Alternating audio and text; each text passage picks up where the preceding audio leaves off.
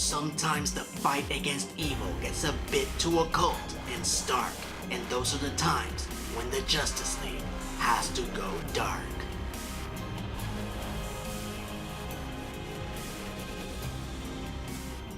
Greetings fanboys and fangirls, I'm Erod and I'm the Blockbuster Buster. After one of the most underwhelming years in the long illustrious history of the DC animated team, they begin the year of the 10th anniversary of them coming out with straight-to-video features with a bang, as they kick off 2017 with one of the best releases they've produced so far, Justice League Dark. Created by Peter Milligan, the JLD is a team comprised of the supernatural heroes of the DC universe, who team up in order to handle the insane paranormal threats that the regular Justice League may not be equipped to deal with. The comic book is awesome and I highly recommend it. In fact, in my humble opinion, it was the best title to come out of the New 52, and apparently I wasn't the only one to think so, as Warner Brothers has been trying to adapt the property into a movie or a live-action TV series since 2013. But the DC animated team beat them to the punch, and as per usual, they set the bar pretty damn high for future adaptations. But I'm getting ahead of myself. Let's start talking about this occult odyssey with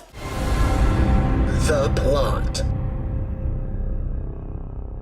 a sinister demonic force is causing everyday citizens to experience nightmarish hallucinations, and eventually drives them to commit horrible violent crimes. The Justice League finds itself out of its depth, so Batman calls upon Zatanna and John Constantine to help him solve the case. Along the way, they acquire the assistance of other paranormal heroes, such as Deadman, Swamp Thing, and Jason Blood, aka the Demon Etrigan, as they all put their unique skills to use to get to the bottom of this occult conspiracy.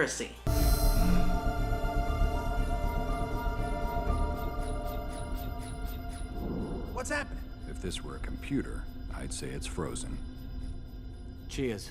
The writing and directing in this feature are superb, so hats off to director Jay Olivia as well as writers J.M. DeMatteis and Ernie Albaker, as this feature is packed with enough paranormal content to keep even the most voracious fan of the supernatural happy, as well as a complex murder mystery that will keep you guessing to the very end. And somehow, someway, they even managed to sneak in the origins of both Deadman and Jason Blood without disrupting the pacing of the story. And my friends, that takes talent. Cast and characters.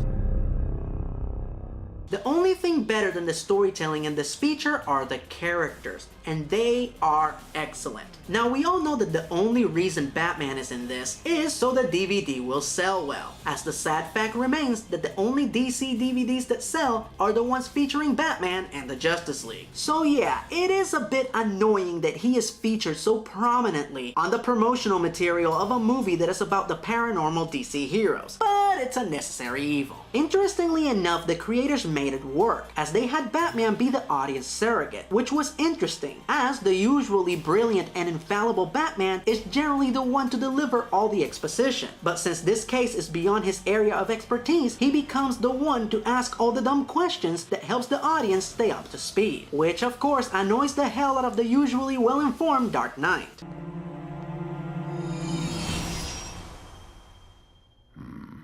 And Jason O'Mara did an excellent job of playing the clueless and annoyed Batman, all the while staying true to the character. You exude pain.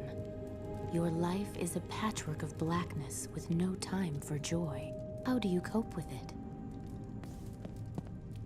I have a butler. The rest of the supporting cast was also fantastic. Roger Cross as Alan Moore's version of Swamp Thing, which is the best version of Swamp Thing, don't argue. Nicholas Turturro bringing much needed levity to this dark movie as Deadman. That man's heard of me. Sweet. And of course, Ray Chase pulling double duty as both Jason Blood and Etrigan. And I have to say, he did a fantastic job as both. And Etrigan rhymes like he's supposed to. Since the battle's fought and won, Jason Blood with me is done. Now, the one cast member that I thought was a little off was Camilla Loddington as Zatanna. Now, Camilla does have an extensive background doing voiceover in video games, more notably as Lara Croft. But for some reason, she just came off a little flat in this movie, especially when compared to the rest of the cast. Colleen Shaughnessy, who's best known as the Wasp in Avengers Earth's Mightiest Heroes, played Black Orchid. Now, if I would have been the casting director, I would have switched their roles. I would have had Camilla play Black Orchid and Colleen play Zatanna. However, the reason why I believe Camilla won the role and what truly makes her performance enjoyable was her excellent chemistry with John Constantine, played by the real-life Constantine, Matt Ryan. Now, I actually don't know whether or not Camilla and Matt got to record together or not, but if they didn't, my respect for both of them grows considerably because their chemistry is one of the highlights of this feature. A drink. Yeah, a drink. Don't think this is gonna turn into some sort of Manchester weekend.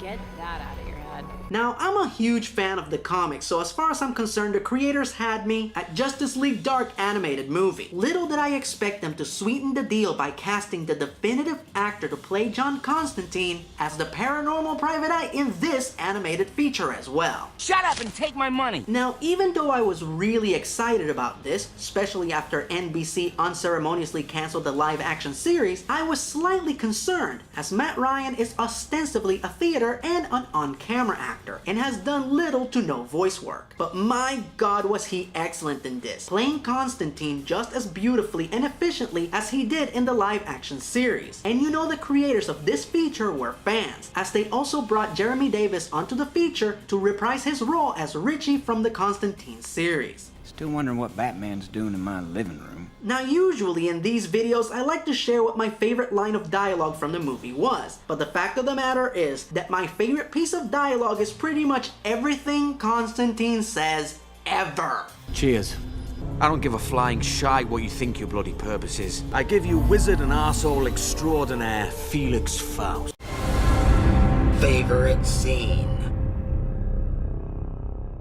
Now, even though this feature is only an hour and 15 minutes long, it is jam-packed with one awesome scene after the other. But if I had to choose one, there is no contest. My favorite scene is the magical battle against Felix Faust. First of all, Enrico Colantoni from Veronica Mars did a magnificent job playing the Crooked Sorcerer. Stored magic? Really? It's the TV dinner of spellcasting, dear. Secondly, this is one of the coolest fight scenes I have ever seen, as the Wicked Warlock pushes all of our heroes to the limit, with one underhanded trick after the other. And of course, the sequence concludes with one of the undeniable truths of superhero comics, which a lot of creators seem to forget, and that is that Zatanna is one of the most powerful beings in the DC universe.